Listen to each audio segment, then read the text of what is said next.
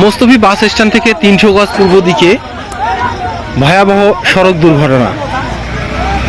দাঁড়িয়ে থাকা একটি আলু ট্রাকে কুড়িগ্রাম থেকে ঢাকার উদ্দেশ্যে ছেড়ে আসা সেতু পরিবহন তার ব্রেক কন্ট্রোল না হওয়ার পিছনে এসে লাগাই দিছে এবং সেখানে অনেক মানুষ আহত হয়েছে। দেখা যাচ্ছে ড্রাইভার কিন্তু এখনো আটকা পড়ে আছে। ড্রাইভারকে এই যে বের করে নিয়ে আসা হলো, জনগণ রশি দিয়ে টেনে তারপরে ফায়ার সার্ভিস চলে আসছে, ড্রাইভারকে বের করে নিয়ে আসা হয়েছে। ড্রাইভারকে এখন ফায়ার সার্ভিসের গাড়িতে ওঠানো হবে।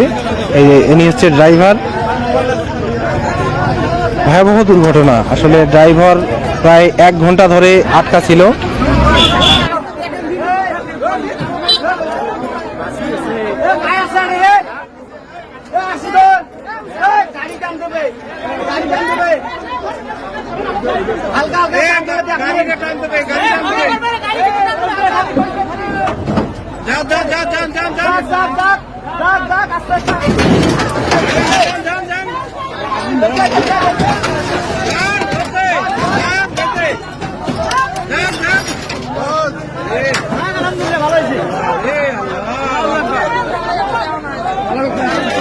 সেতু পরিবহন